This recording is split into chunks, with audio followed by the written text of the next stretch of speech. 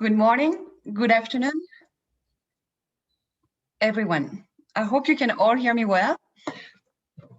Dear Excellency, Speaker, everyone watching today, bienvenidos, bienvenue, and welcome to the dialogue on the Action Coalition and Technology and Innovation for Gender Equality.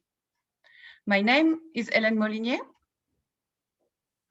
and I'm the Senior Manager and Thematic Technical Lead for this Action Coalition. I have the privilege of being your moderator for today's program. Before we officially start, I would like to draw your attention to some technical features. First, you will see a sign language and interpretation available in your settings. You can click on the icon at the bottom of the window and select your language. Second, you can also use the chat function throughout the event to share feedback or insights with our speakers. So let's start. We are going to spend the next 2 hours together with an exciting program. First, we will share with you a visual story of the Action Coalition journey to set the scene. We will then welcome UN Women Executive Director, who is joining us specifically in this dialogue live today to share with us her opening remarks. This will be followed by a segment meant to set the context and give you more information on why this coalition was created and what is the blueprint that the leaders have been working on for the past year. We will then move to 4 consecutive discussions where we will be joined by our coalition leaders and their guests to present to you the 4 priority themes that have been identified by the coalition. The leaders will talk about their ambition, what excites them, and the work ahead. It will be followed by a Q&A session and a closing where we will unveil the vision of the coalition, which has been prepared by a young artist. We really hope that this program will inspire you. But let's start. It's a joy to introduce you our first speaker. She's UN Women Director of the Civil Society Division, but most importantly, she's the Executive Coordinator of the Generation Equality Forum. Please welcome Lopa Banerjee. Thank you so much, Hélène, and greetings to all leaders and partners for joining us on this exciting moment at this exciting milestone of the Action Coalition's journey. Mexico is the kickoff of this journey that we are going to travel together to Paris and beyond. As you know, and remember that the Action Coalition were launched because of one very simple fact. We were impatient. We were impatient with the pace of change, with the sluggishness of progress, and the fact that gender equality was simply not where we needed it to be 25 years and today 26 years after Beijing. And so the Generation Equality Forum and the Action Coalition journey was born to ensure that we moved from words to deeds, so that we could move to action, real, funded, game-changing, ambitious actions that were going to change the world for the women and girls of the world with their leadership. And this became even more critical when we were hit by the cataclysm of COVID, because what COVID did was that it amplified all the pre-existing brokenness of the world. The inequalities that we already had in the world were magnified by COVID, which, as our executive director says, is one of the most critical aspect of COVID is its discriminatory nature, that it discriminated more against those that were already excluded and marginalized. And in the context of the gender digital divide, as the world went digital in 2020, it further deprived women and girls to digital tools, and those that did not have access to digital tools were excluded from being able to fulfill their basic economic, social, and civil rights. But we are at a moment of change, transformation, and hope. Because as we build back from COVID, this is the moment to build back equal and transform. And so Action Coalition Journey, as a global, multi-stakeholder, innovative gathering, poised to build a more inclusive and sustainable world with gender equality at its heart and the leadership of multiple stakeholders determined to make change at its core. And if you look at this wonderful slide in front of us, all of you remember this when we started 2 years ago, launching this idea. And then through 2020, the multi-stakeholder coalitions came together, over 2,000 letters of interest, leading to today 95 leaders in a shared vision, co-leadership, governments, civil society, youth, international organizations, private sector, through design sprints, through Action Coalition workshops. We are at this moment where 6 themes have been selected, and we have seen the actions already announced at International Women's Day this year. We are now at this moment where we are driving and building commitments, and that is what we will see launched in Paris. The commitments to critical action that will make the world a better world for the women and girls of the world and all those who live in it. Thank you so much to all the Action Coalition leaders who have developed these bold, transformative blueprints, inclusive of the 24 game-changing actions that we saw presented on International Women's Day. And today, this discussion is about enhancing that work. Thank you so much for your leadership and activism thus far and your vision as we take this journey forward. I hope that we have a deep and fruitful and exciting set of discussions now. And with that, it is my great pleasure and honor to introduce our champion and inspiration in chief, the Executive Director of UN Women and the Under Secretary General of the United Nations, Dr. Phumzile Mlambo-Ngcuka. Over to you, Edie.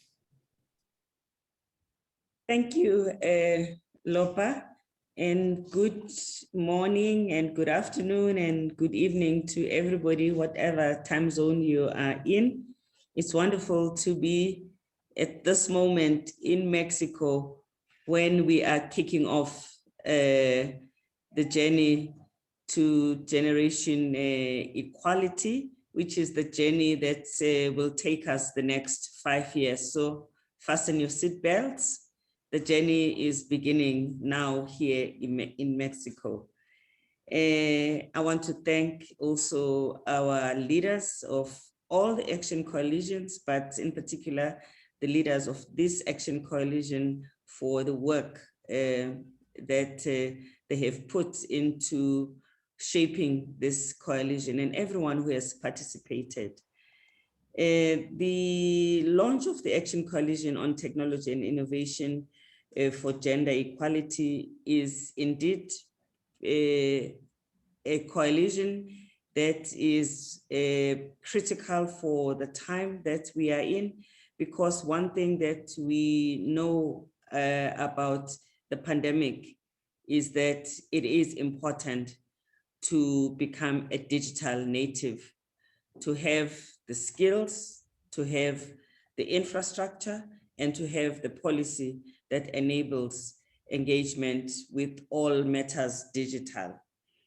It is the Action Coalition that will encourage women and girls to engage with technology, to become contributors, to become researchers, to become programmers, to become software developers, to become users, and to become influencers, because we have to be part of every aspect of technology and innovation. And we also have to understand the importance of technology in solving our lived problems, that technology is not a peripheral issue in our lives. It is very core to what we do every day, how we work, how we learn, how we access health services, how we access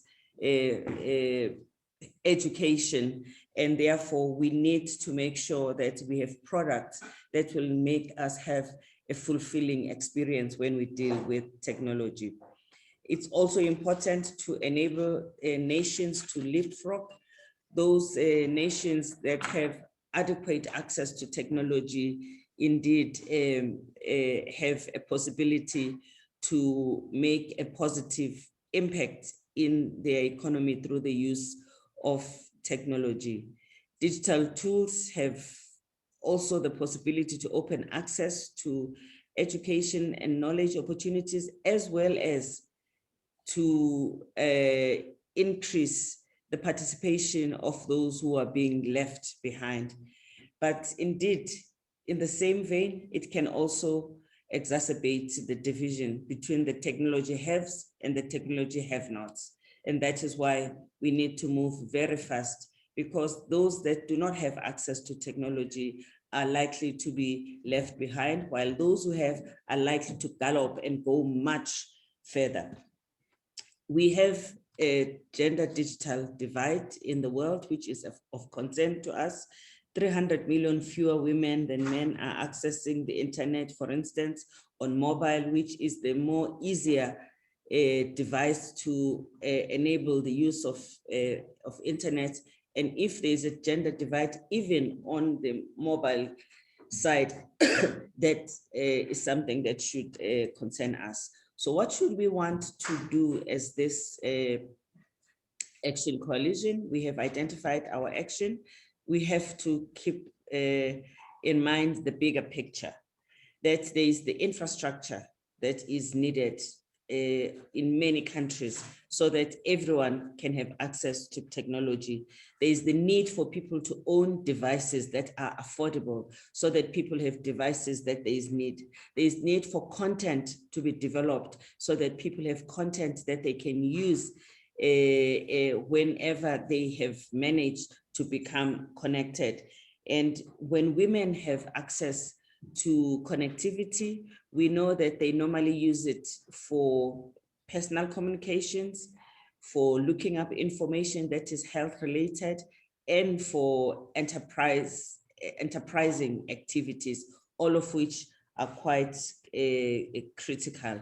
But we also know that in order for technology to reach the largest number of people who are being left behind, the education system has to jack up and be the first provider of technology, skills, and capabilities, and bringing, therefore, our education system closer to us and making sure that through education, we have access to technology at a young age is important. And lastly, we have to address the role of government as a regulator. Government has to make sure that there's access to spectrum, there's access to broadband, there's affordability of prices that are set in terms of cost of data. All of those little dots need to be brought together and connected, and in order to make sure that there will be adequate usage, access, and sustainable use of technology by those that were poor. Building back better means exactly that. Means we have schools that function, that there is infrastructure, that there is devices. If it means that we have, as this coalition, call for no-name brand devices that are generic so that every child in every school can have a device. if we need to make sure that we zero rate data so that children everywhere, if we need to provide colleges, institutions to upskill women so that women who are losing their jobs are ready for the future of work, we need to do that, and we need to do it in a big way for us to make a difference. So it's exciting work, but it is work that we have to be very careful so that we don't end up doing nice to do things without making a change. And of course, we also have to look at the dark sides, the bullying, the violence against women, all of those needs to also be on our radar screen. And we have to make sure that tech companies take responsibility to walk with us in this journey, in all of these areas that we are mentioning, including looking at how we could also make them better representative of women and better facilitators of participation of women in the sector and the industry. And that we will use our CSW conclusions on women's participation, which calls on all sectors in society to do something about underrepresentation of women. Thank you very much. I'm looking forward to the excitement of this Action Coalition. Thank you so much, Madam Executive Director. You've been a champion for innovation in the UN for a long time, and we're really honored to have you with us today. Last year, the UN Secretary General, Antonio Guterres, said in a powerful speech that digital technology is one of the 5 areas where achieving gender equality can transform our world. Leaders of the world have answered his call for action. And today, I'm honored to present to you the leaders of the Action Coalition, who will tell you in a short video why we need collective action now, a collective action to leverage technology and innovation for gender equality.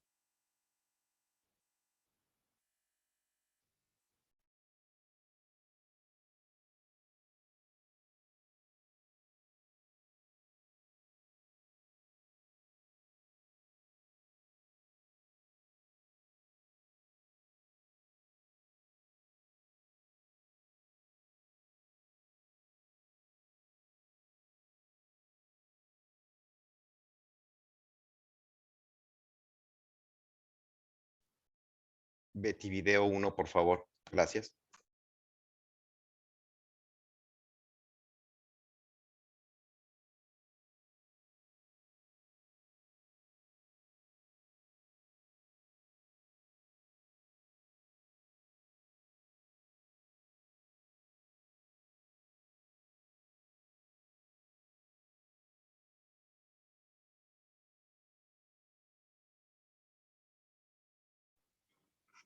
Apologies, everyone. It seems we have a little technical glitch with the video. I'll ask the technical team to confirm, is the video coming? Let me check, Helen. Betty, por favor, ¿pueden poner el video 1, por favor?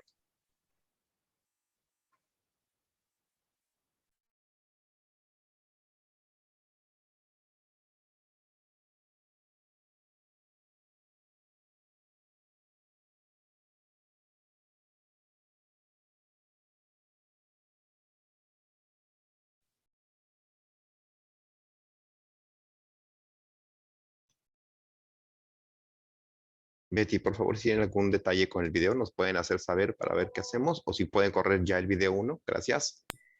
Sí, una disculpa, video.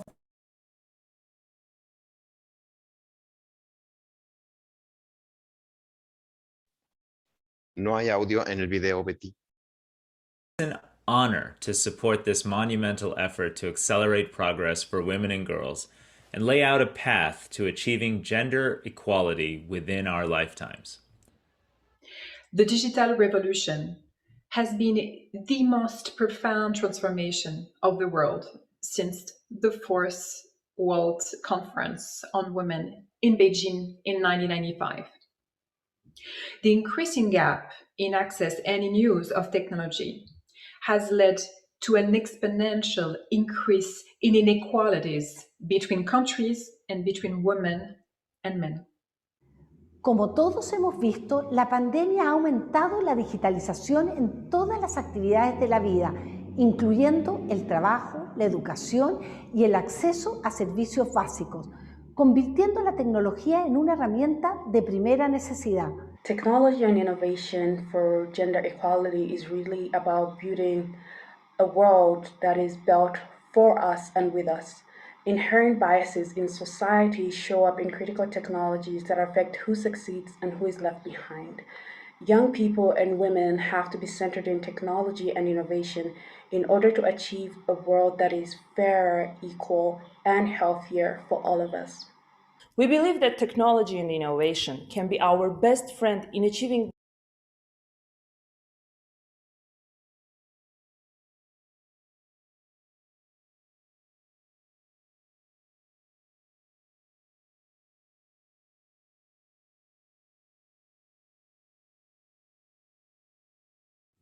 We are proud to come together to welcome the Generation Equality Forum. 25 years after the words, "Women's rights are human rights," echoed from Beijing throughout the world, it's an honor to support this monumental effort to accelerate progress for women and girls and lay out a path to achieving gender equality within our lifetimes. The digital revolution has been the most profound transformation of the world since the Fourth World Conference on Women in Beijing in 1995.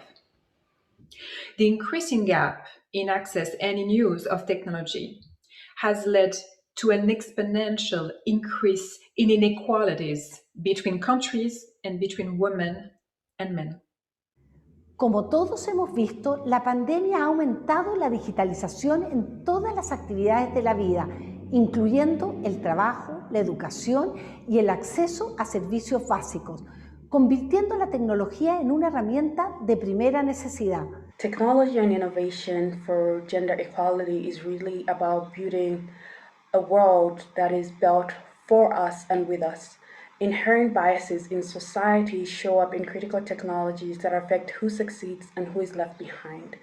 Young people and women have to be centered in technology and innovation in order to achieve a world that is fairer, equal, and healthier for all of us. We believe that technology and innovation can be our best friend in achieving the equality.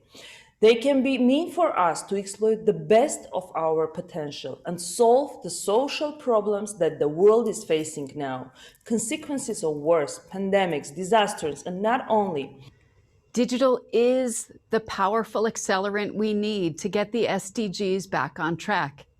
But right now, we see significant gender gaps in technology at every level, from digital access to digital skills and digital leadership opportunities.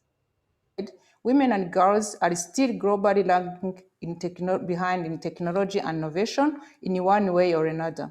For example, girls are 5 times less likely to consider a career in tech. Only 11% of tech startups have a female CEO.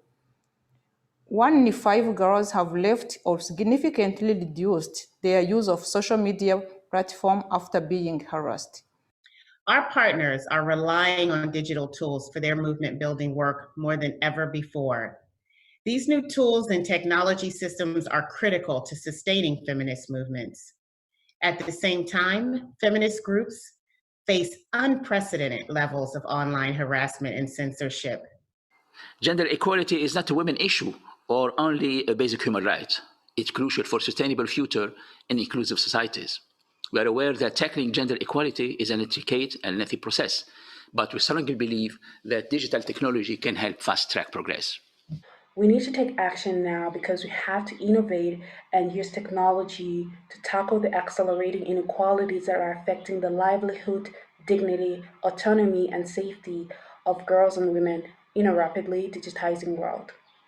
Technology moves very fast. It started with the internet, but continues with artificial intelligence, big data and data analytics, cloud computing, affecting now all aspects of the lives of billions of people.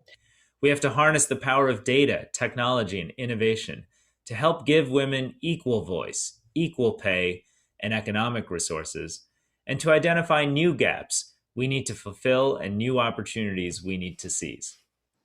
Globally, gender equality in tech and innovation will dismantle harmful gender stereotypes in the workplace, increase scholarship opportunities for girls and women to study STEM courses, and create awareness for young people, parents, guardians, and educators on online bullying and harmful behaviors. We hope the UN Generation Equality Action Coalition will help us catalyze resources and more to reclaim technology and innovation for the gender justice movements who are creating a better world for all of us. We need to work together, harness the power of partnership, and pull out all stops to ensure women are inspired and empowered to take their place as equal leaders in our global digital transformation.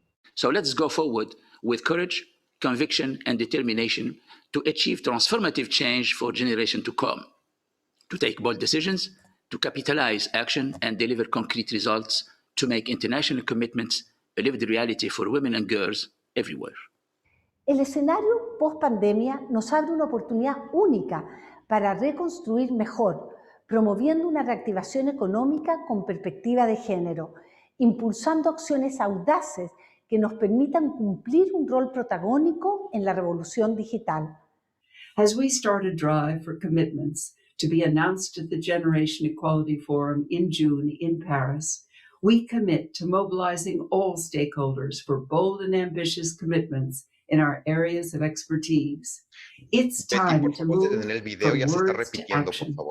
This is our opportunity to make gender equality a reality for all generations.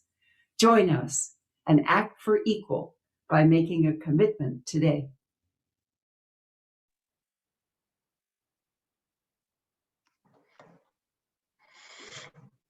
Thank you. And on behalf of the whole team, apologies for all the technical glitches. Hopefully the sound is better. I think it's customary when you have an event talking about technology to be the event with the worst issues, but hopefully we're back on track.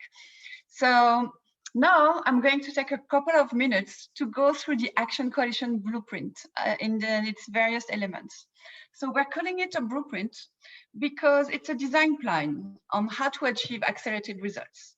For a year, we have gone through numerous rounds of consultations and expert discussions to try to identify what are the key levers for change and for impact. And maybe we can come back to the previous slides.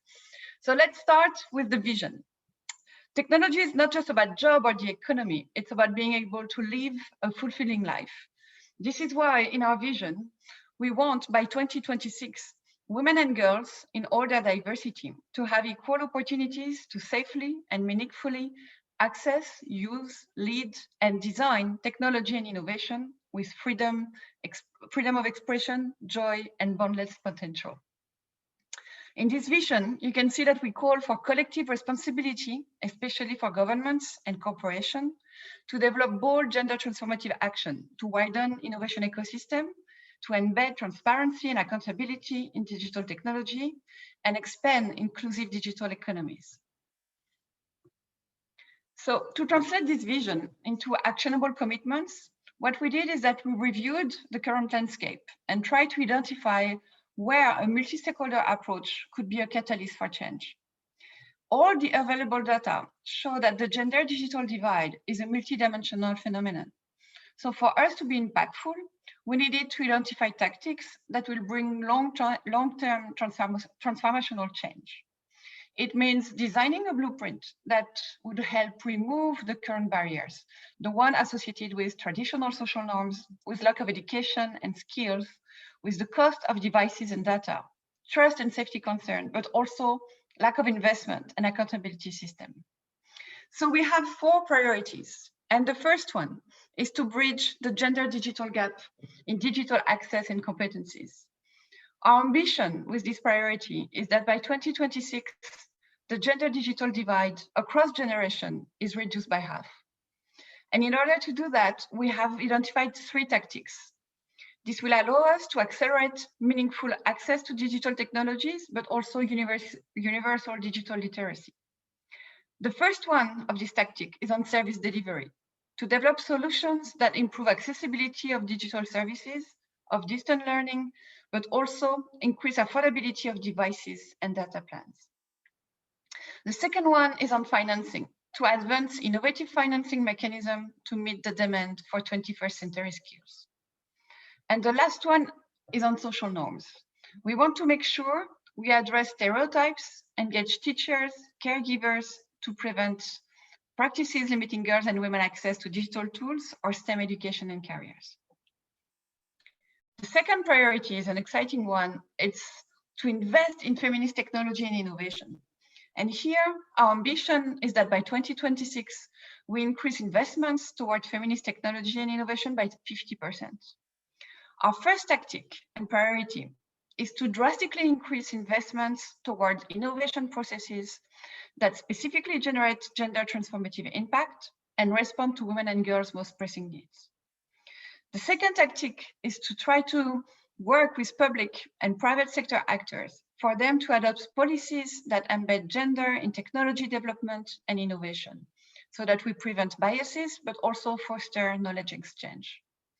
And the last one is to leverage data science to develop more inclusive and ethical analytics and try to systematize the use of accountability framework like AI audits and gender impact assessments. The third one is on ecosystem. We want to build inclusive, transformative, and accountable innovation ecosystem. What we want is to double the proportion of women working on technology innovation by 2026. And for that, we need to transform the current ecosystem and first create gender transformative networks within existing digital and innovation hubs to increase the visibility and influence of women in tech.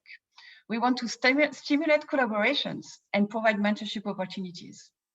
We also want countries and companies to adopt policies and benchmarks that boost women and girls' leadership and full participation in technology sector. We need to create new data sets to transform the way we measure inclusion and diversity in digital economies and society. And the final priority, but not the least, is to prevent and eliminate online and tech-facilitated gender-based violence and discrimination. Our ambition on this one is by 2026 to have a majority of countries and tech companies demonstrate accountability by implementing policies and solutions against online GBV. It's a very ambitious objective, and it will require to design tools and systems to better prevent, detect, respond, and monitor to online abuse and harassment faced by women and girls in all their diversity. It also requires to adopt adequate legislation and to train and fund law enforcement to better prevent online violence, but also provide effective relief to survivors. And finally, it requires all of us and all public, private, and civil society actors to demonstrate cultural change and mobilize everyone to stop harassment, and specifically harassment that targets women and girls. So we really hope that these themes resonate with you, and we are eager to hear your thoughts. In this segment, we're going to try to be using polls to give you the opportunity to provide collective feedback. A question should very soon be appearing on your screen, and I really hope that it will, asking you what action are you the most energized around? I'm trying to see if the poll is coming. Perfect. So I'm going to repeat the 4 options that have been presented. The first one is to bridge the gender digital gap. Oh, no, it's the wrong poll. That's the poll for the next section. I'll ask the technical team to kindly remove it. And maybe we can keep it for the next session then if you don't have the poll for this one. All right, if we don't have it, well, let's move to the next segment. Ah, no, it's back on. Okay, so please, you have 30 seconds to tell us which action you are the most energized about. The one on digital access and competence, the one on feminist technology and innovation, the one on ecosystem, or the one on eliminating online and tech-facilitated gender-based violence. So please answer, and we're really eager to see what is the sentiment in the room.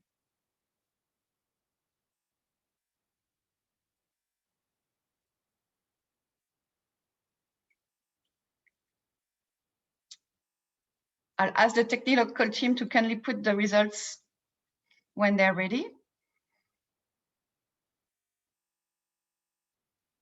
Perfect. Oh, well, it's very even results. So digital access and competencies comes first, but it's a close one. It's really interesting to see that we have a variety of interest in the room.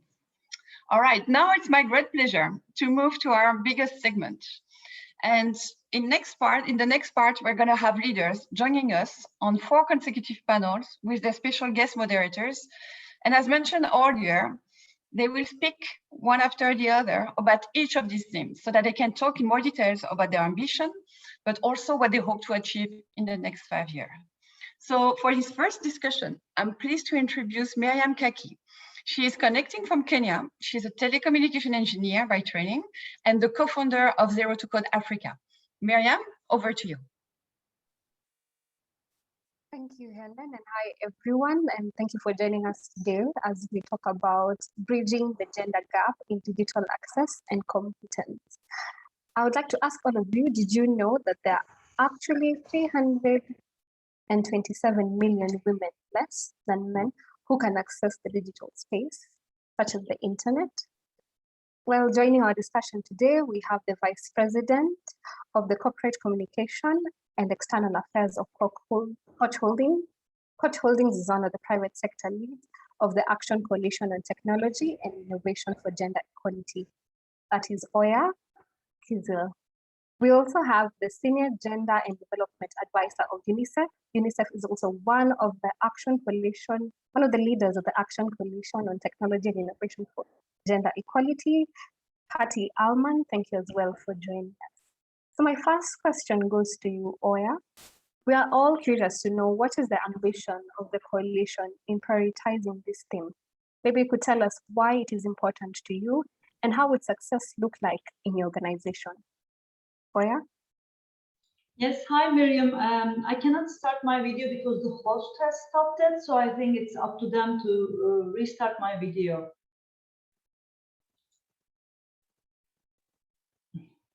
So I need some technical support from you guys. Okay, in the meanwhile, let me start. So good afternoon and good morning, good evening to all participants who are online now. And thank you very much for the introduction, Miriam, and hello, Kakii, the other panelists. It's really a great, both pleasure and honor for me to be part of this conversation today. So why this theme matters to us? Well, the digital transformation and innovation have been the top agenda items for the Koch Group in the last 5 years. So since its inception, we were very, very excited specifically with this action coalition. We saw it as an opportunity. Okay, now I guess they are starting my video. Yeah, here I am. So since the inception, as I just mentioned, we were specifically excited with this action coalition. We saw it as an opportunity to learn from each other, to share and disseminate our experiences, and to also take concrete actions to achieve the gender goals. In the previous session, you heard about the coalition's ambitious agenda during the blueprint. So to achieve those, bridging the gender gap in digital access and competencies will be one of our 4 action areas. So dear participants, why this area is a priority? Because as digital transformation accelerates, digital gender gap is becoming an increasingly more important barrier to achieve gender equality worldwide. First of all, technology and digitalization are transforming the employment landscape. Future jobs in almost every field, not only in the STEM fields, still require digital skills. And when you look at the picture today, in terms of skills, globally, for instance, the percentage of women among STEM graduates is below 15% in over 2/3 of the countries. And we all know that having a decent job and money is the foremost critical item for women empowerment. And only this reason, and this reason only, is enough to aim to increase women's digital access and competence. Secondly, let alone the skills, many women still do not have access to digital technologies, even as a user. In low and middle income countries, nearly 400 million women are still unconnected. And in undeveloped countries, developing countries and economies, women comprise 52% compared to 4% of men who did not use the internet in 2019. And on top of this, research shows that during the pandemic, in terms of digital adoption, we fast-tracked like 5 years in 8 weeks' time. So given the data, I'm certain that we all agree on the urgency to start the action today so that women can become part of the future. We are eager to work together to halve the gender digital divide by accelerating access to digital technologies and universal digital literacy by 2026. And despite all the difficulties, COVID-19, I believe, is a unique opportunity to shape the recovery. But of course, this can only be achieved through our active engagement and collective action. And as the leaders of the Action Coalition, we are united as public and private partners towards developing bold, gender-sensitive actions and solutions. Thank you. Thank you, Oya, for that. I think, Patty, you could go ahead and just tell us why this theme is important to you and what does success look like for your organization? Great, thanks, Miriam. And hi, Oya, it's good to see you. I think I'm going to pick up on a couple of words that Oya was just talking about. What excites all of us, and not just myself from UNICEF, and Oya from Coach, but all of our leadership, is collective action.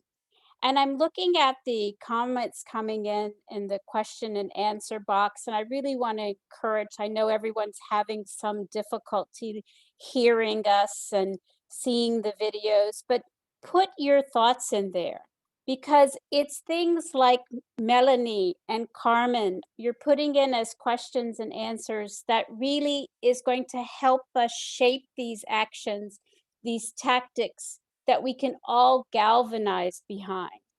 And I just want to build on a couple of points. You know, Oya was talking a lot about what does addressing the gender digital divide mean for women in the workplace. And I want us to take a moment and think about the pipeline of girls to women around the world. I want you to think about a girl you know who's 15 to 19 years old. Think about maybe your sister, your daughter, your friend. And I want you to think, what access does she have right now to the skills that's going to make her successful in the jobs of the future? And Oya made a good point. It's the digital skills in the job market today that's only going to increase. 9 out of 10 jobs will take fluency in digital skills. That's not just jobs in the tech sector. That's jobs in all industries. Yet the reality we have today is that we have girls, and we've seen the figures, many speakers have already talked about it. Double or even more than double, girls have a gap on getting those skills, getting those opportunities. And that's what this action and this tactic is about, right? It's about there's promising models. I look at what you said, Melanie and Carmen, about what's happening in Latin America. Those are the things we want to raise up as what we need to do more. I just want to end by saying it's more than just the economy. Hélène said this earlier. We're doing this absolutely because, you know, like Oya said, there's nothing more powerful than women in economic control and what that means for themselves and their families and in their communities. But it's also just about empowerment in life and living life to the fullest. I think about all of these girls we're working with in UNICEF who are fighting against child marriage in Africa and other parts of the world, or all of the girls in Latin America who are at the forefront on digital platforms calling for change in climate control and climate justice. That's what we want to accelerate, what's working out there, women and girls using and creating technology. And I want to bring you back to some points that my last point for Miriam is I want to tell you, we're doing this because of what we have in our vision.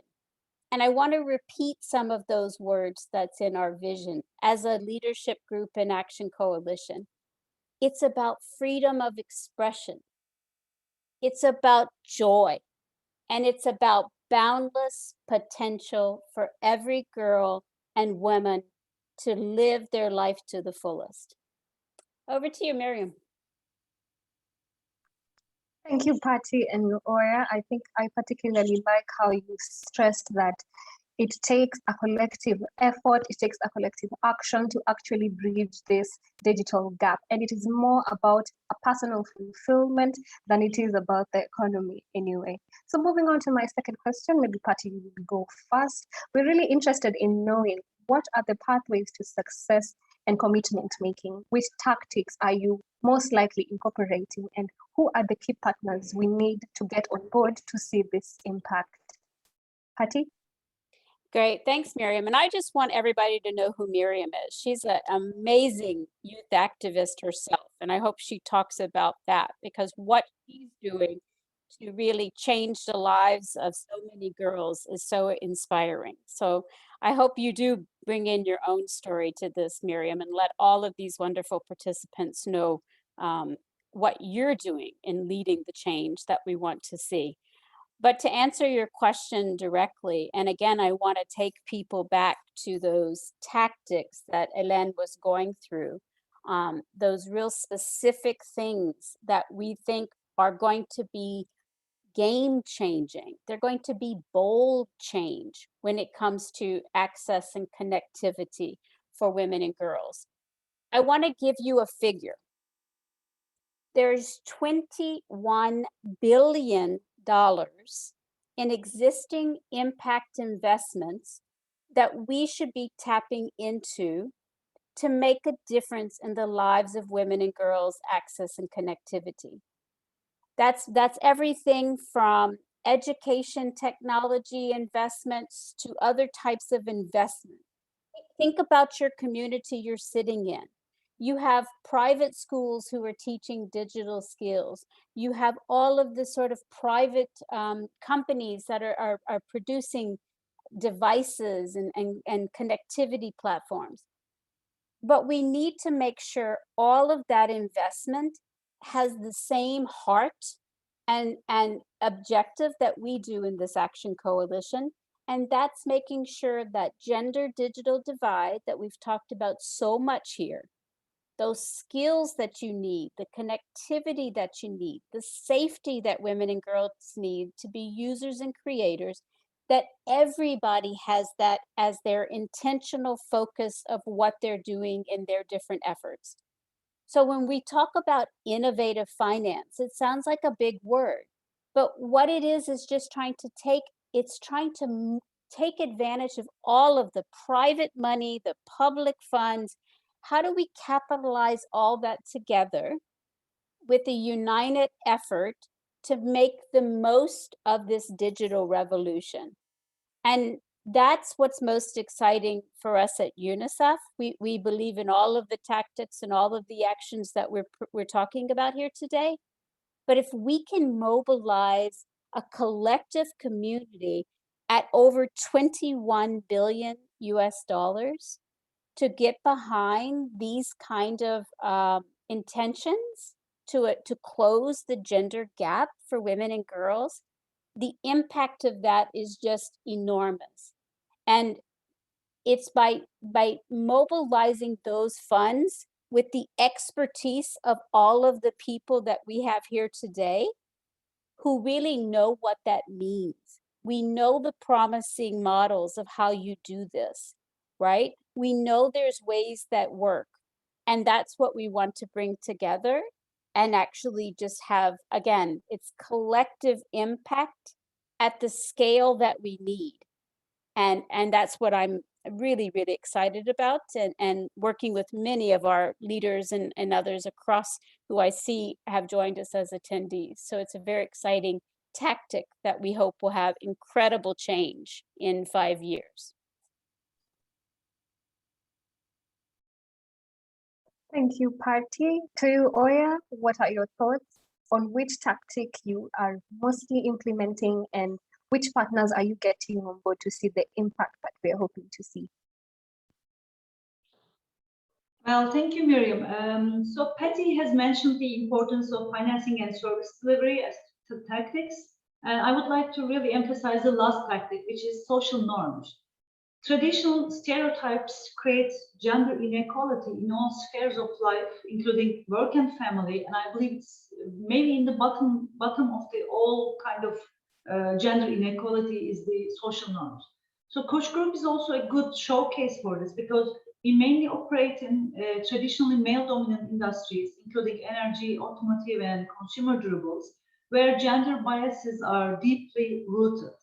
Therefore, it has always been very critical for us to address these unconscious biases first, to increase women employment and representation at Koç Group. So with this aim, like 5 years ago, we designed a program to mobilize all our employees, distributors, and suppliers to fight against these gender biases within our group. And the first step, of course, was to raise the awareness and knowledge on this field.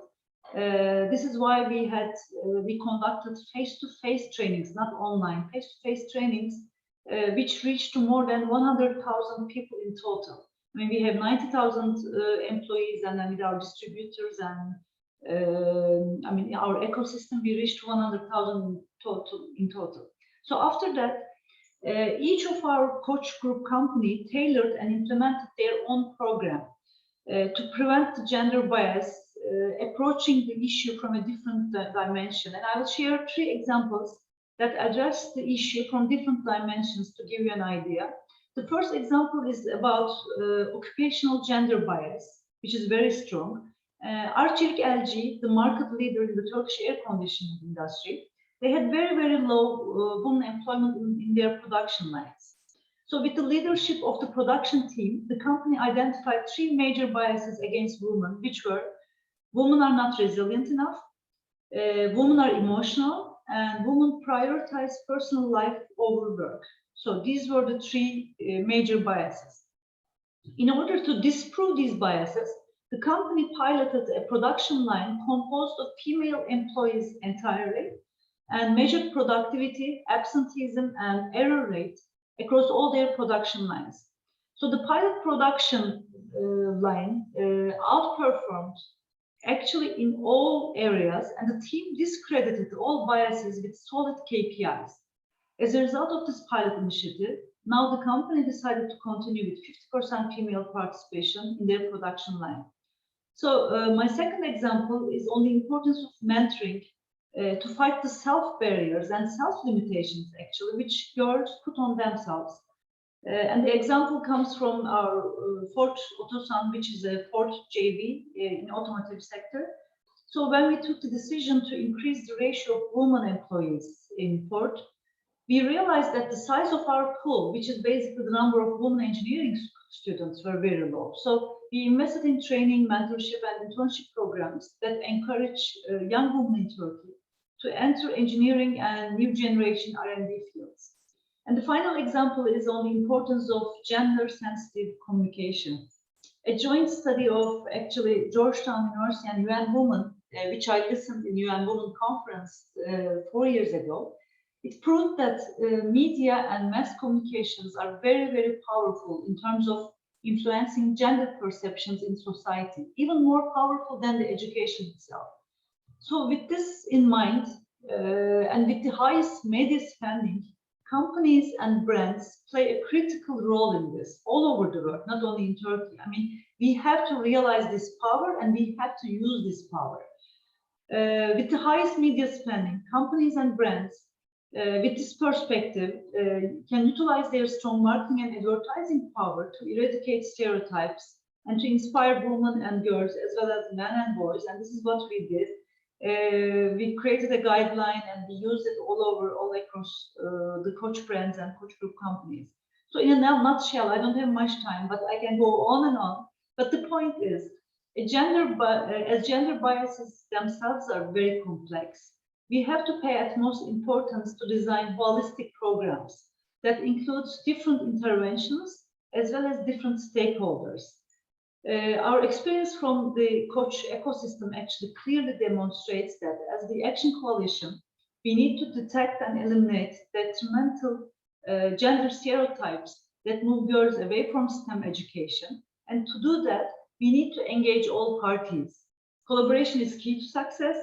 We need bold commitments from governments, international organizations, private sector, as well as the civil society organizations to start large transformative programs. And I believe that Action Coalition is the unique multi-stakeholder platform that can gather all of these parties to take action. Thank you very much. Thank you, Oya, and thank you, Patty. I'd like to believe that everyone's takeaway from their answers is that we all need to have intentional focus when it comes to providing funds that are going to be beneficial in terms of mobilizing or helping girls in general get these skills. We also look at how the social norms, we need to eliminate those biases so that women can be able to succeed digitally. So I don't know whether, Helen, the poll's results are up on the tactics that everyone feels energized about. I think first the poll have to be shown on screen and then for people to answer. So I'm kindly asking the technical team to launch the poll. Perfect. Thank you so much. Oh, great. So which tactic do you feel that you are most energized about? Is it the financial aspect? Is it the service delivery aspect? Or is it the eliminating stereotypes, and that is under the social norms? Which tactic are you most compassionate about? Keep the votes coming in.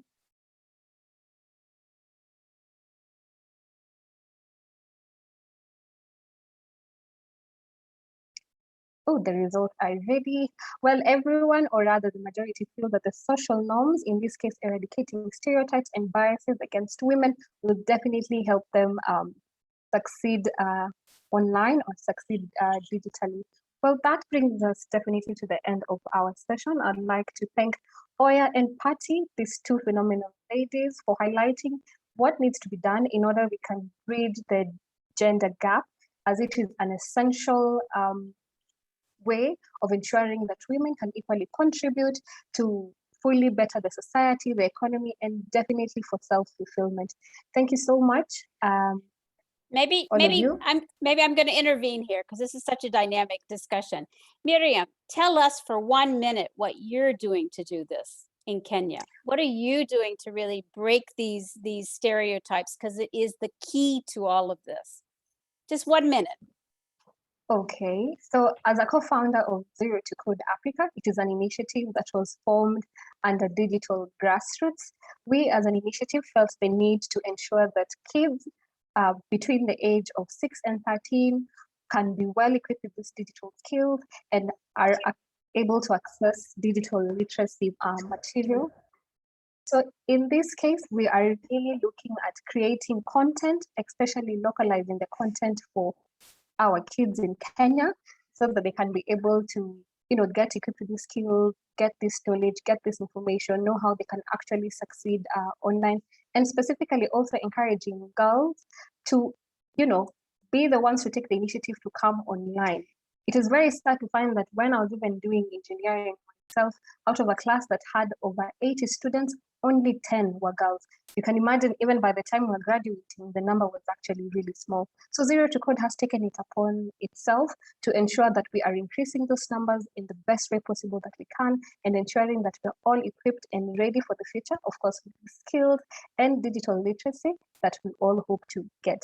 Thank you so much, Patty. Thank you once again, Oya and Helen. Back to you. Thank you.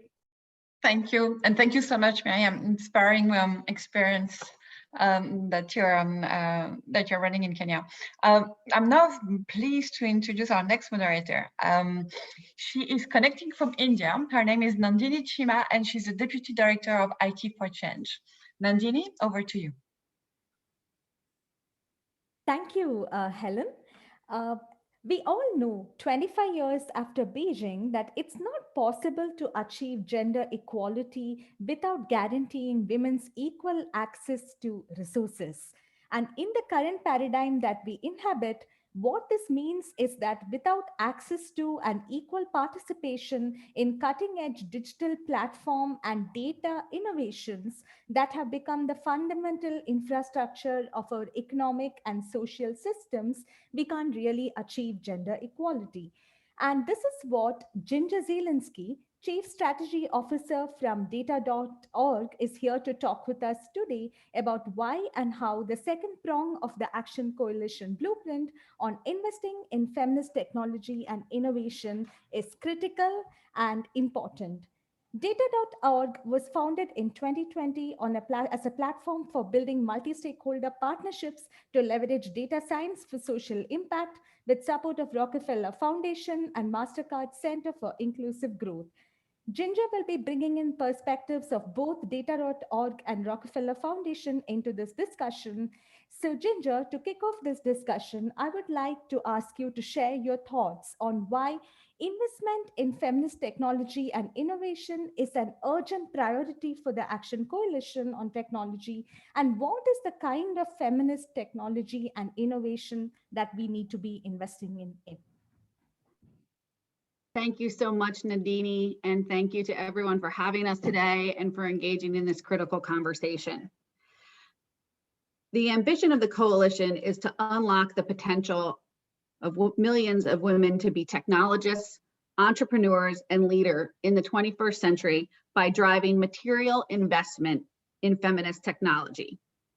We know that this investment is required to generate the meaningful change that we've been discussing as we march towards gender equality for all. We also know that inclusion in technology and innovation is required to build inclusive economies and communities that work for everyone.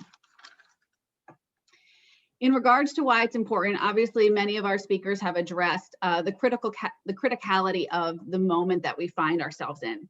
And the pandemic has shown a dramatic light on the gender inequalities that exist across the globe. And at the same time, we've seen the opportunities that technology and innovation have created to better serve people in need. But too many are not connected, and this innovation is not shared equally. It's now our shared responsibility to unlock the capital required to ensure that these opportunities to create technology and to advance it are accessible to everyone. In order to build inclusive and resilient communities, we must invest in women technologists so that they can design and build data and technology solutions that put women at the center. And when we do this, the benefits are compounded, not just for individual women, but for their families and for their communities. By way of example, let me share with you an organization called Solar Sister. They are a recent partner of Data.org, and they work with women collectives in Nigeria and Tanzania to basically support women entrepreneurs to go and sell clean cook stoves to other women within their community. So think of it as a Mary Kay model for clean cook stoves. And what this does is it unlocks opportunity for the women as entrepreneurs. It creates opportunities for better cooking solutions for their neighbors and for the people that they sell to. And it also addresses climate change. So I can't underscore the powerful butterfly effect that we achieve when we allow women to be entrepreneurs in this technological revolution that we find ourselves in. Thank you so much for starting that off, Ginger. And I think that when we are looking at leveraging the technological revolution for women, it's also about the kinds of supportive actions that we need for this gender transformation. What do you think should be the role of public policy, and what should be the role of business practice in order to ensure that women are not left behind in the fourth industrial revolution that is unfolding before us? Yes, and again, our wonderful panel of speakers prior addressed it and touched upon some of these components. But for too long, specifically as it relates to data and data science, women and girls across their lifespans have been missing in the data that shapes both policy and practice across government, industry, and innovation. This is known as the gender data gap, and the negative consequences of this gap influence all aspects of our life. We must address this data gap to more effectively drive equitable technology and innovation. I recommend 3 components to address this gender data gap. First, we have to look at the data. We must explicitly require that women and their needs are included in the data sets that are being used to shape our future. In addition to this inclusion, data sets and the algorithms that are generated must continually be assessed for gender-based algorithmic bias. Oftentimes, this has been known as a gender impact assessment. Please note that this cannot be a transaction. This cannot be about checking a box, but rather it has to be an interdisciplinary approach across how and a mindset about how we develop and use data and technology across the ecosystem. We also, second, have to think about who is designing, building, and refining the technology that we all use, which gets to participation. And as addressed around education for young girls into STEM professions, I cannot accentuate this point enough. We must train, hire, support, and fund women at all stages of technology and innovation. Equal participation across these stages of tech creation, from design, production, and iteration, are essential and required to build equitable and gender-focused, gender-forward technology solutions. By way of example, I'd like to talk about a program called Merck for Mothers. And really it's thinking about how Merck for Mothers first tackled the notion of missing gender data. What they found is that maternal mortality and infant mortality was not being counted and aggregated both in the United States and internationally. So step 1 is they worked with a broad coalition of public and private sector partners to better understand the problem as it relates to maternal mortality and infant mortality. Second, they included moms in how to drive that policy and practice change. So as we think about how we generate solutions, participation at all stages of innovation is absolutely essential. Thank you so much for highlighting how if we fail to address the gender data gap, there will be real-world ramifications and negative impacts for women's civic, political, and socioeconomic rights as data and AI systems reshape the world. And this brings us to another very important and the final point here. We know that data and AI systems shape in ways that investments direct them, right? And we've all heard these stories of how investment in feminist tech is often like under-prioritized. And there are also all the stories, the anecdotes we hear about women entrepreneurs who were denied investments, later on going to raise by some stroke of luck even about 120 million outside as like funding, right? And all these stories are well known to us. So considering that increasing investment is a critical priority for this thematic in the Action Coalition, how should we be doing this and what are the kinds of investments we need to promote? And just like the challenges that we faced are most multidisciplinary, so must be the solutions. So as Patty mentioned, we have to mobilize investment across the private sector, venture capital, our public institutions, as well as philanthropy.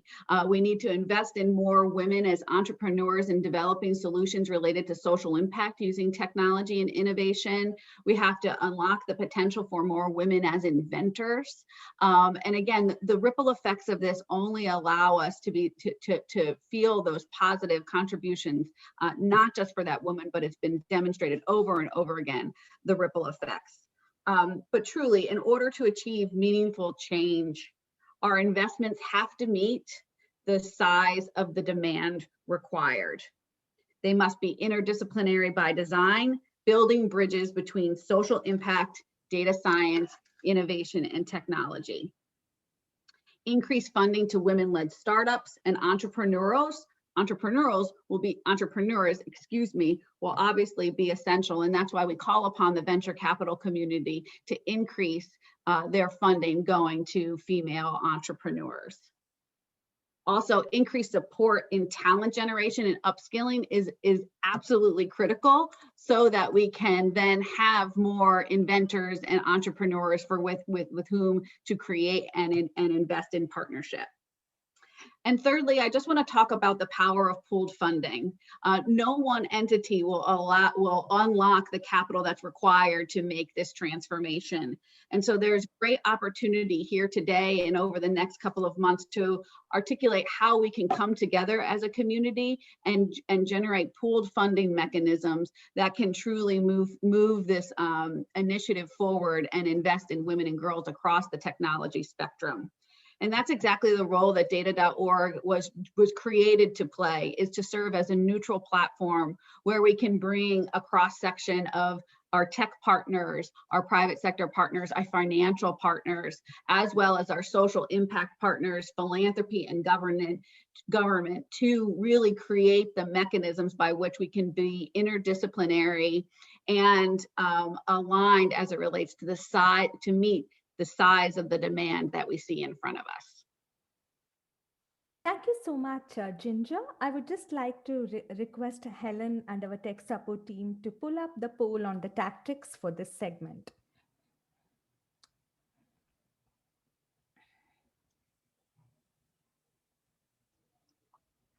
So everyone can see this, I guess, about which of the 3 tactics would you like to champion? Should it be about more investments in feminist innovation and tech, or policy action to embed gender in innovation and technology development, or leveraging data science and accountability frameworks?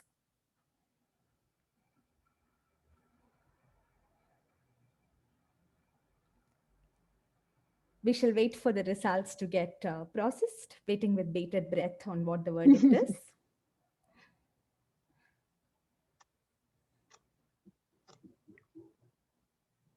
Any guess for what will come first? I would let Ginger guess. Yeah. Okay. So here it is.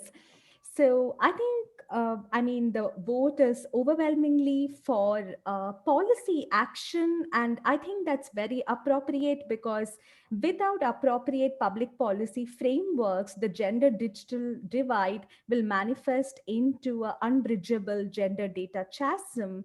And the audience is reminding us that we must take urgent public policy action to prevent this. And this is very important. Thank you so much. Thank you, Nandini. Thank you so much to the both of you for the very interesting conversation. I would like to highlight that we are lucky today to have an artist that is also trying to draw and capture all the discussions and insights that are being shared right now. Her name is Heather Clark, and maybe at some point the technical team will be able to show her drawing on the screen. But before that, I would like to introduce our next moderator. Her name is Nathalie Munyampenda. She is connecting from Rwanda. She is the Chief Executive of Kepler. And Nathalie, thank you so much for being here, and over to you. Thank you very much. Greetings from Kigali, and it is raining very heavily, so I hope you can all hear me. I want to just mention that Minister Paula Ingabire, who was supposed to join this conversation, was unable to make it for reasons beyond her control, and she apologizes. So today we're going to have a dynamic discussion with Gabriela, who I will introduce in a second. So Kepler, the organization that I lead, does a lot of the things that we mentioned today in our discussion. We provide foundational technology skills and focus on women and marginalized communities, and by that we mean refugee communities in Rwanda. And we've been able to demonstrate that we can have very high learning outcomes and skilling outcomes by focusing on attacking the question of access, as well as technology built by women for women. And you will allow me to switch to French. We're going to have this conversation in French. Permettez-moi de parler un peu de Gabriela Martin, qui, après avoir observé la détresse sociale en Europe et de son voisinage, a participé à la démarche politique européenne et à la dynamique associative en France. Elle a conduit plusieurs missions de conseil d'accompagnement en affaires publiques, ingénierie des projets d'influence. Elle est responsable des actions dans le cadre du Forum Génération Egalité pour Social Builder.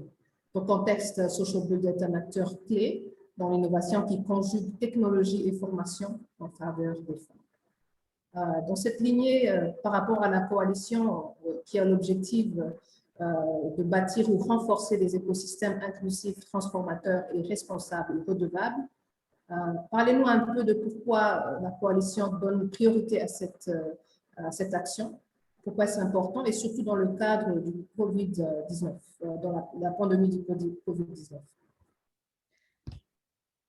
Merci Nathalie, c'est un grand honneur de partager ce temps avec vous, avec l'ensemble de la coalition et ONU Femmes Internationales.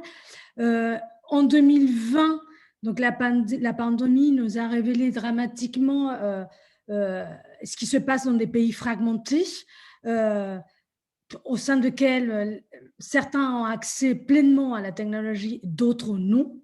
Ça nous a montré également la capacité à faire face à des situations très complexes et cette capacité que nous avons, nous autres, les êtres humains, a été distribuée asymétriquement. Elle est distribuée asymétriquement en matière de revenus et en matière de compétences numériques.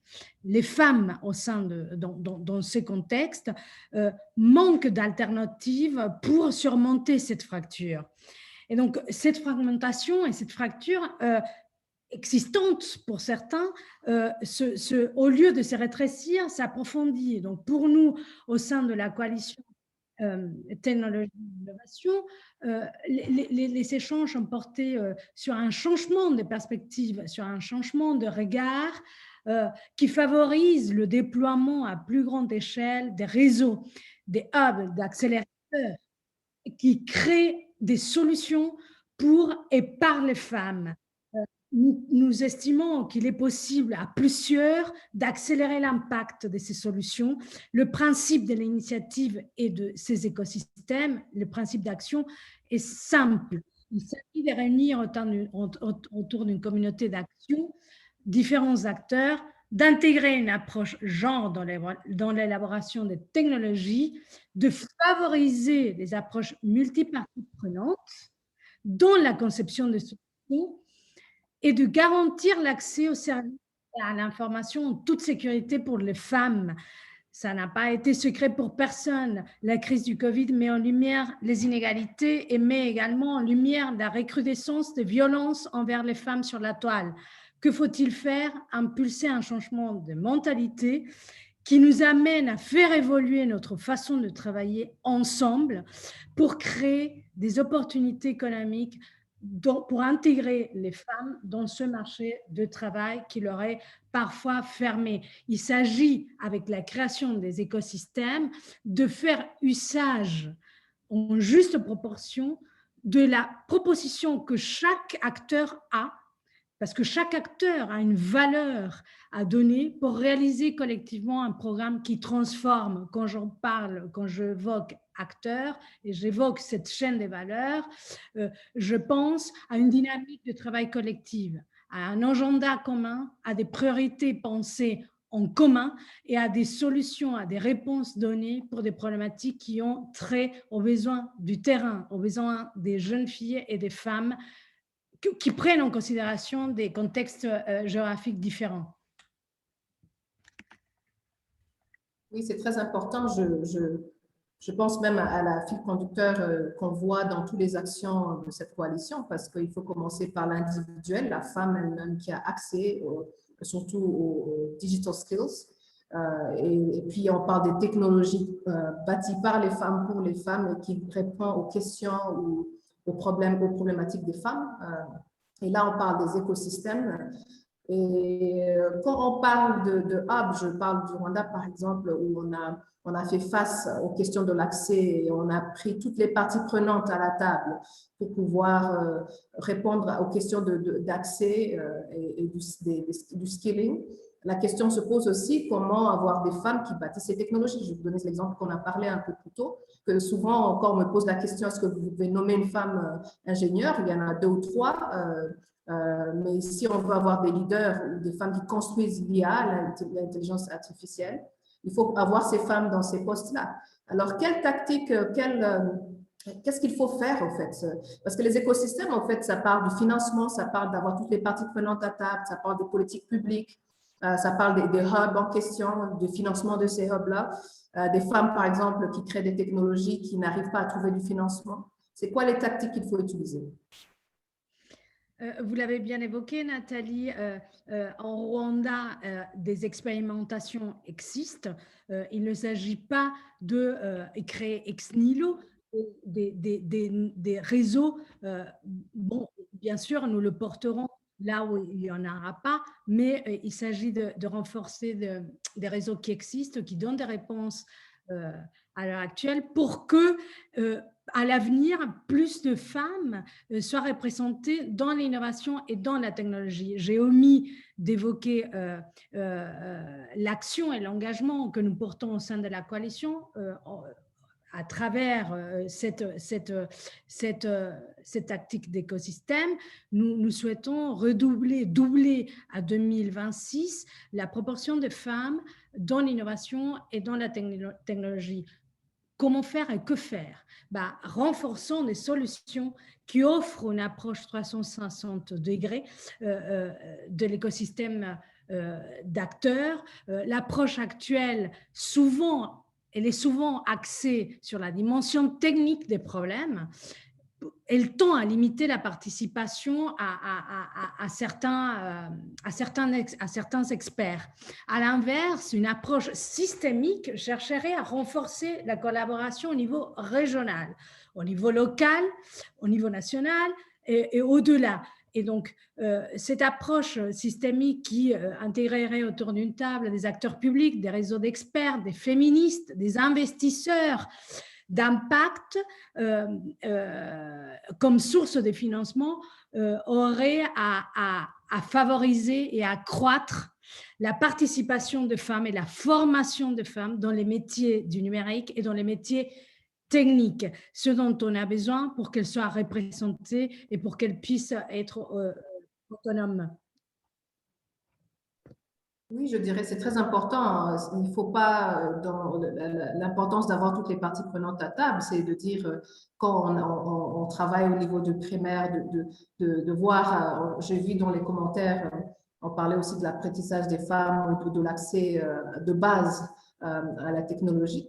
Il faut aussi penser aux questions de comment on retient les femmes qui sont dans les métiers technologiques. Je vous ai parlé de ça. On voit vraiment une grande différence, peut-être à l'école au niveau du secondaire et à l'université, des femmes qui sont intéressées aux technologies, à tous les métiers technologiques, et même aux côtés techniques. Et puis, on voit que ça tombe à l'eau après. Et c'est ça la question, comment on répond aux questions d'accès, de technologie et aussi d'écosystèmes qui permettent un impact. J'ai l'impression que souvent, il y a des projets qui travaillent, qui marchent, mais ils sont en dehors du système où on peut avoir un grand impact. Alors, juste pour clôturer, je pense que c'est très important. Hier, on discutait un peu c'est quoi le path to success? Qu'est-ce que, pour nous, le succès dans cette action, c'est quoi? Et qu'est-ce qu'il faut faire à la fin? On a parlé hier du financement parce que j'ai l'impression, quand on met notre argent dedans, tout le monde est intéressé par le succès des choses. Deux éléments de réponse à votre question. Il est important que les acteurs qui souhaitent participer à ces écosystèmes bâtisseurs de solutions puissent s'engager dès le départ. Nous souhaitons passer d'une logique de reporting dans la mesure où on essaye d'obtenir quelques données et d'évaluer les actions existantes à une logique d'engagement. De lors que les acteurs se trouvent et que toutes les dimensions d'un problème se trouvent sur la table et les acteurs autour de cette table, les obstacles sont moins nombreux. Donc, c'est un élément de réponse. Un deuxième élément de réponse à votre question consiste également à évaluer ce qui n'a pas marché lorsque ces écosystèmes ont été mis en place, à partager des diagnostics communs et à rassembler les données et les informations que ces pratiques et ces expérimentations auraient pu nous donner, de façon à à faire état des progrès collectifs et à faire état également d'axes des progrès. Donc, émerge donc cette nécessité de faire évoluer notre système de travailler, notre façon de travailler. Les obstacles sont nombreux, tant internes, puisqu'il y a des classements multiples entre acteurs, et entre politiques qu'externes. Comme le démontre le recul de la participation des femmes en 2020, le rapport du World Economic Forum le démontre. Donc, vous avez bien signalé, il nous faut une intégration pérenne de femmes dans le numérique. Il nous faudra des programmes de mentoring, des écoles du numérique, des philanthropes, le secteur privé et des organisations internationales, et qui seraient à même de mobiliser les acteurs, de démultiplier les dynamiques pour que les femmes restent dans le secteur du numérique et puissent aussi ajouter leur valeur. Très bien, un dernier mot sur les finances. Hier, on discutait un peu du fait que quand on approche des gens, ils sont là dès le début. Il faut qu'on mette aussi des financements pour pouvoir arriver à nos actions, aux tactiques qui va nous amener à un changement à une grande échelle. Nous souhaitons voir nombreux des partenaires et des acteurs publics et privés et les organisations de la société civile dans différentes régions du monde adhérer à ce plan d'action que nous portons. La tâche est lourde, mais 5 ans, ça peut être également très long pour la population de jeunes filles et des femmes qui n'attendent qu'à se développer. Très bien. I want to just switch back to English. I think it's very important what you were mentioning. At least in Rwanda, we've seen, just giving the example of the e-government services platform that was created in Rwanda. And it has transformed the lives of women because it gives you access to all the government services online without having to leave. So access and payments through your mobile phone. And it has really transformed how government does business and how women are able to access and avoid things like corruption and other things. So there's really ecosystems. When ecosystems work, there is a dynamic of a lot of impact that can happen for women and for society. Thank you very much, Gabriela. And I wanted us to pull up the poll, the next poll, to see what actions are you championing individually. If we can pull that up. Which tactic would you like to champion? Creating networks within digital innovation hubs, boost women and girls leadership and full participation. Here we're talking about policies, and measure inclusion and diversity in digital economies. And here we're talking about more data and accountability.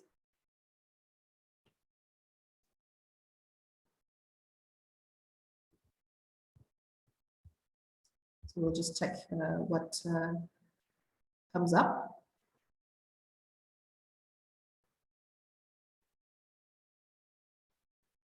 So overwhelmingly, most of you have chosen to boost women and girls leadership and full participation, tackling policies to make sure we have women and girls leadership and full participation. Thank you so much, Gabriela, and over to you, Elena. Thank you so much, Nathalie, and merci beaucoup, Gabriela. And now we are reaching our final chat. I have the pleasure to introduce you to Azmina Dhrodia. She's connecting from the UK, and she's the Senior Policy Manager for Gender and Data Rights at the Web Foundation. Azmina, over to you. Hi, everyone. So I'm Azmina Dhrodia, and as Helen mentioned, I'm the Senior Policy Manager on Gender and Data Rights at the Web Foundation. The Web Foundation was founded in 2009 by web inventor Sir Tim Berners-Lee and Rosemary Leith to advance the open web as a public good and a basic right. And as part of our commitment to tackle digital inequality, the Web Foundation has fostered a dedicated area of work focusing on the co-creation of multi-stakeholder solutions to online gender-based violence and abuse. So given this, I am very, very excited to be speaking with Minister Ville Skinnari today. Skinnari, who is the Minister for Development, Cooperation and Foreign Trade in Finland. And we'll be discussing the Action Coalition commitment to ensure that a majority of countries and tech companies demonstrate accountability around the prevention and elimination of online and tech facilitated gender-based violence and discrimination, which is a bit of a mouthful, but very important. So I'm really looking forward to hearing your perspective, Minister Skinnari, about implementing the different policies and solutions to really tackle this issue. And I'd also like to hear what you think are the pathways to success in achieving these goals by 2026. So my first question for you is, why was this theme selected by the coalition as one of the 4 priorities? Well, thank you so much, and regards from Finland, ladies and gentlemen, madame et monsieur. It was very interesting to listen to your earlier conversation. But why we selected this theme by the coalition, we believe that gender equality, as well as technology, innovations and digitalization are something we really want to focus on. Actually, they also the priorities in the Finnish foreign policy. And we advance these through different channels, and they are both priority themes in our campaign to join the Human Rights Council for the term 2022 and 2024. And for Finland, it was so important from the very beginning to get online gender-based violence included as one of the action areas, because our lives have moved more online during the COVID pandemic, and gender-based violence has really increased, and online gender-based violence is no exception. In other words, for us, it really means that online and tech facilitated gender-based violence is a human right violation.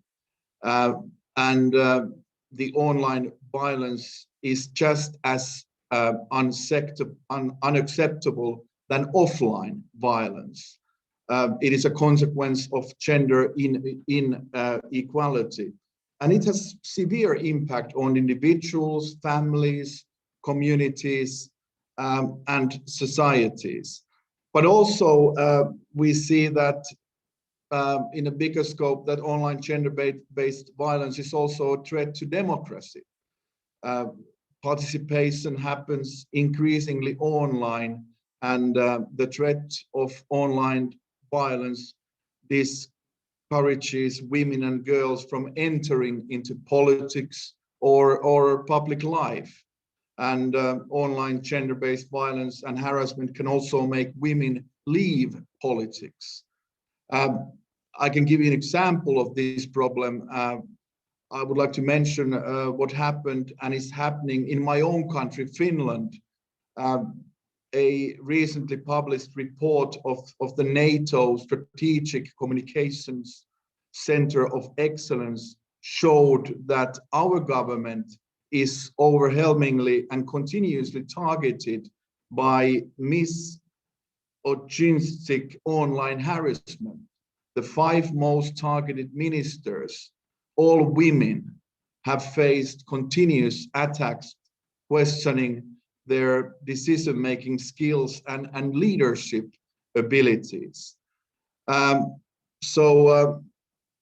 What I emphasize is that some groups of women, including women in politics, journalists, women belonging to ethnic minorities, sexual minorities, and women with disabilities, are particularly targeted by online gender-based violence.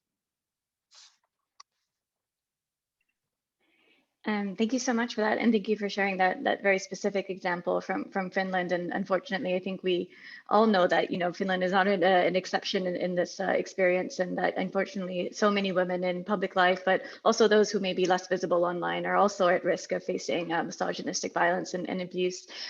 So with that in mind, what do you think that we need to do then to actually achieve the action statement? Well, obviously there's a lot to do. What we want to achieve is that by 2026, a majority of countries and technology companies in particular, social media platforms, demonstrate the accountability.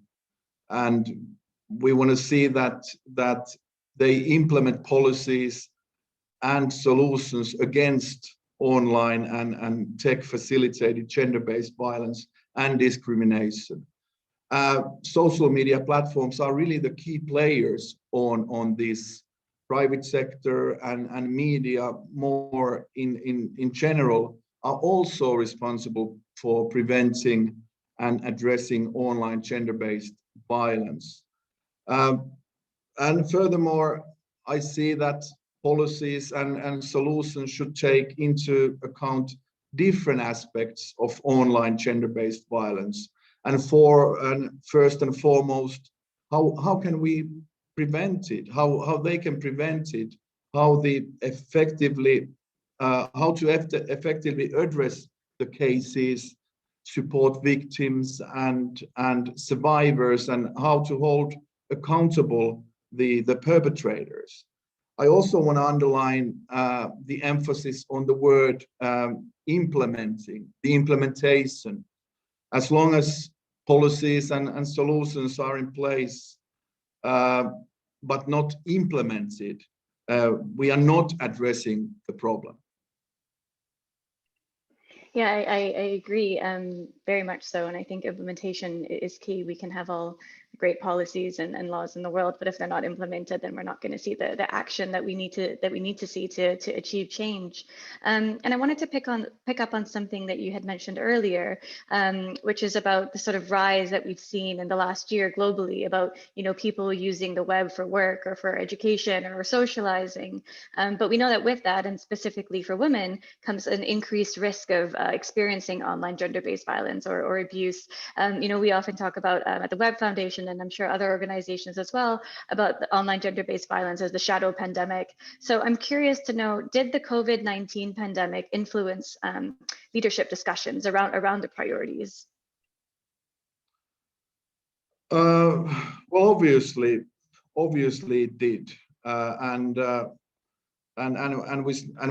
we all know that gender-based violence really increased during the pandemic, and online gender-based violence is no exception. And as our lives really moved online, of course, the problem has become more and more visible, and resolving it has become even more urgent. And I can tell you once again from my country, from Finland, and that we really have to be more ambitious, and we really have to have the willingness and want to eliminate online gender-based violence. And I really envisage that we need enhanced legislation, we need enhanced policies, and of course we need targeted resources and officials to take actions. And I think here in Finland and here in Europe, there is a lot of debate that how we really go further together. And of course, we would have managed to change harmful gender stereotypes and understand that violence online is as unacceptable that is offline.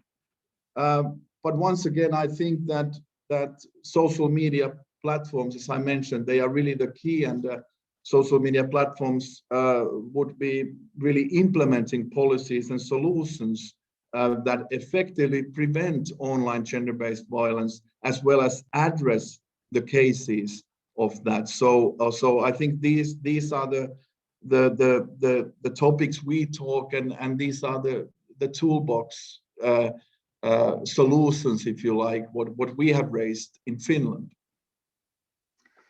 Thank you. And I think that leads us really nicely to the next sort of question that I want to ask. We know that the Action Coalition has identified 3 tactics, which are service delivery, policies, and social norms that can all help prevent and eliminate tech-facilitated online gender-based violence and discrimination. So which of these tactics, given your previous answer, in the blueprint are you most energized about? Well, if I have to mention 3, I think, of course, working on social norms is very important to us. We can only achieve a transformative and sustainable change by tackling harmful gender stereotypes and behavior. But secondly, of course, we call on public, private, and civil society to demonstrate a cultural change. Awareness raising is really needed. And thirdly, of course, we need to sensitize young people, parents, educators, and media on online bullying and harmful behavior. And we also need to equip them with skills to prevent, handle, and protect themselves against gender-based violence. And obviously the role of boys and men is of utmost importance. And maybe lastly, of course, I wanted to mention that it's so important that we see the aspect to adopt and amend legislation and policies. As I mentioned, we have really seen that the self-regulation is not enough. Thank you. And you had interestingly mentioned the need for cultural change, and then also it seems like, in order to actually achieve what we're setting out to do, there's a lot of different actors involved. So I guess my last question is, what do you think that we need to do to build a movement and really drive momentum towards the Paris Forum? Like, which key partners do we need on board to truly mobilize a movement of commitment makers? Well, that's a good question, and of course, here in Finland, we are currently working on many things. For instance, reforming our sexual offences legislation. But as the actions have been launched now, I think the key is that we communicate. We communicate them to a wider audience, and we also need to actively discuss, as we actually do today, with different stakeholders and mobilize commitment makers. And of course, I see that ensuring the diversity of voices in the movement is very important. And we need to cooperate with other action coalitions, especially with the one on gender-based violence.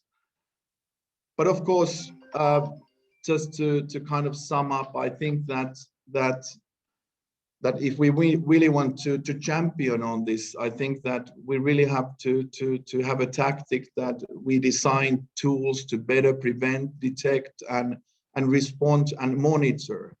And of course, once again, enhance legislation, law enforcement, and restorative justice responses. And thirdly, demonstrate the cultural change, in other words, the social norms. Fantastic. Thank you so much for your insights today. Like I mentioned, this is an issue that we really care about at the Web Foundation as well. There's so much more work to do to ensure that when women, especially those from marginalized communities, do get online, that these spaces are safe and that they foster an environment in which they're able to really and truly freely express themselves without fear of violence or abuse. So it's been really good to hear about the work your government is doing in this space and your future plans as well, but also what other governments and companies and all of us can do to achieve this very ambitious but important goal. So I'll ask Helen if you can help with the poll and we can see which tactics our audience is most energized about. That would be fantastic.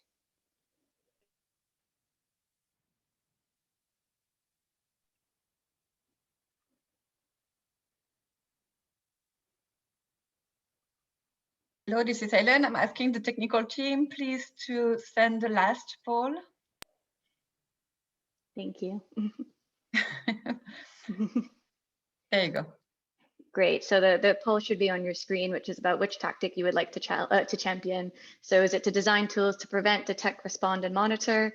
Is it around policies, or is it around social norms? So we'll give everyone a few seconds to submit their response.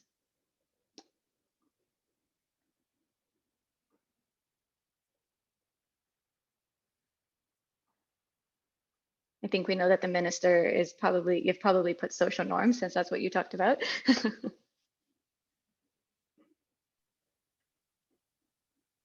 We'll see if others agree.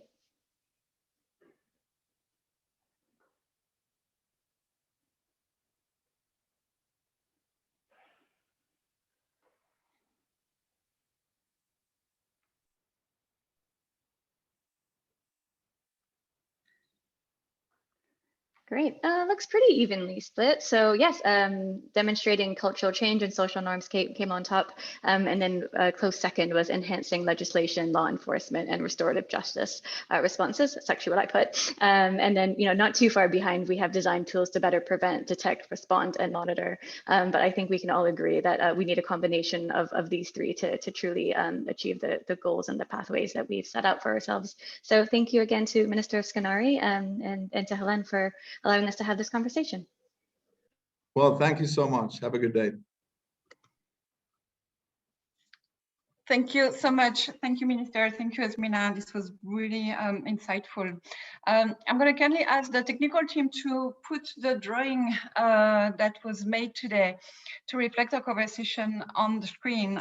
Due to the technical challenges we are left with 3 minutes for Q&A, which is extremely, I know, frustrating for many of you. Maybe I'd like to ask for 15-second answers from our panelists and just pick one topic that I think has been coming up in the Q&A session quite a lot, which is how we're planning to specifically address the needs of women and girls in each of these coalitions. And maybe I'm going to ask you to pick one, I think, bold commitment you hope to see and you think it's going to be meaningful for women and girls in your specific area. If that's okay with you, I'll start with Patty. And Patty, over to you if you can just pick an example you think would be powerful. And then I'll move to Ginger. Yeah, I mean, I've put a couple of answers in the Q&A. I think the key to meaningfully addressing the wide variety of what women and girls needs is to give the opportunities to hear directly from women and girls and the organizations that represent their rights. And so we've tried to do that very consistently with digital grassroots from the girls' perspective in our Action Coalition, as well as many of the leaders. But we look for ideas. So for all of you, please get in touch of how we can better understand the great diversity of the needs, the great diversity of what's working, and to, again, let's do this like this graphic shows. Let's have collective, intentional action. And we want everybody to come together and participate. So give us your ideas. We're very open to broadening our space. Thanks, Helen. Thank you so much, Patty. And Ginger, over to you.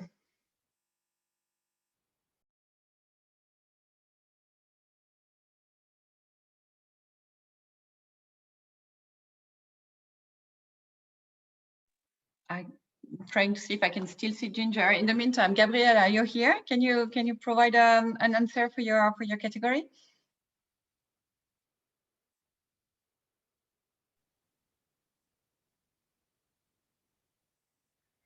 Okay, it seems like we've lost our panelists. Je suis bien là. Vas-y, Gabriela.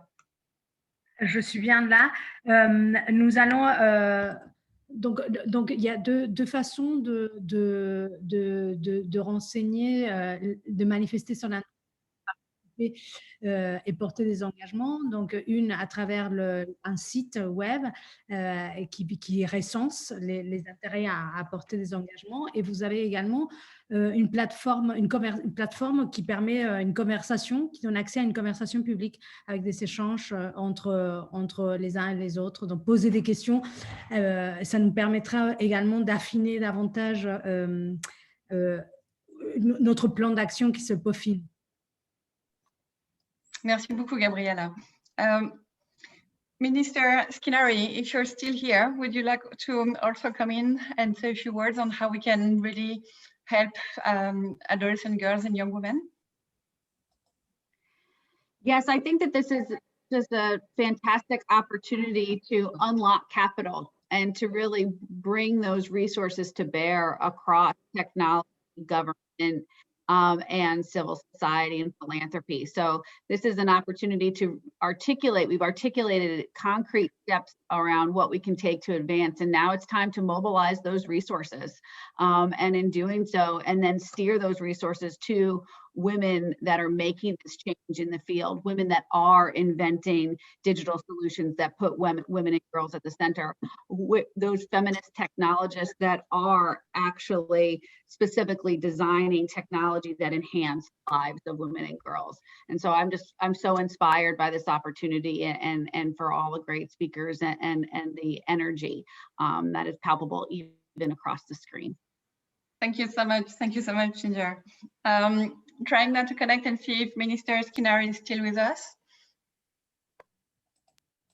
Yes, here yes, I am. So you'll have the finishing words. Okay, well, obviously there is no one silver bullet, but I think what we have learned in Finland is that it's so important that we really emphasize the gender equality in each and every legislative act what we do.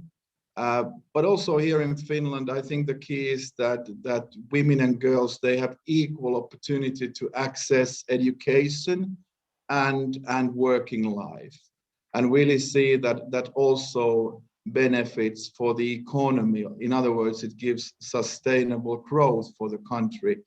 But of course, we need multilateral cooperation. We really need the global family together, and we have to really work at the multilateral forum, but also bilaterally, as we do today with you and everybody. And I really appreciate the work what UN Women has done, and then how France and Mexico have really initiated together with us all these great things. But as I said earlier, it all comes back to the implementation. The implementation is the key. And of course, we really have to work on the values and help the people in a very weak position. And that's why we need the development policy. And that's why we need the global platform, what we have. But once again, I think that this is a great venue to really prove the level of ambitiousness what we have. And all I can say on behalf of Finnish government, we are really committed to this, and we really appreciate the work you're doing. So thank you so much. Thank you so much, Minister, for your kind words. And with that, we're not reaching, we're very close to the closing, and I'm pleased to welcome back Lopa Banerjee, who's going to share well, the next steps or where the Action Coalition is headed. Lopa, over to you. Thank you so much, Hélène, and thank you so much to the leaders and the participants for such a rich and inspiring session. It was so lovely to hear and so energizing to hear all of your suggestions and commitments and focus and this blueprint that we have now designed going forward. And this is what brings us, this is the moment for commitments, for more stakeholders to join as commitment makers. We need more stakeholders to make the kind of bold and groundbreaking commitments that will bring about real change. The commitment makers will play a catalytic role in the success of the action coalitions, so that girls and women everywhere have the gender responsive technology that can change and transform their lives. We heard such wonderful discussions about norm change, about tools and access to services. So the commitment making platform is live on the Generation Equality Forum website. Please let us have more commitment makers that will make sure that as we lead into Paris and that as we get to Paris, we will have the transformative commitments that will enable this world to be a world where all the women and girls who live in it and all of us who live in it are able to live their lives with the equal rights and opportunities that we seek and desire. Thank you so much, and back to you, Ellen. Thank you so much, Lopa, for all your energy. And we have 2 short items, hopefully, that will show to close. I will ask the team to send the first one. It's a short video, and as I said at the beginning of the session, what we did is that we asked a young artist to try to present the coalition into a drawing. And so just kindly asking if we can have the video shown on screen. Her name is Sana Ahmed. She lives in Pakistan, and she's done this video for us to show the vision. I don't know if it's going to come on the screen. If it's not coming, I would like to say, there you go.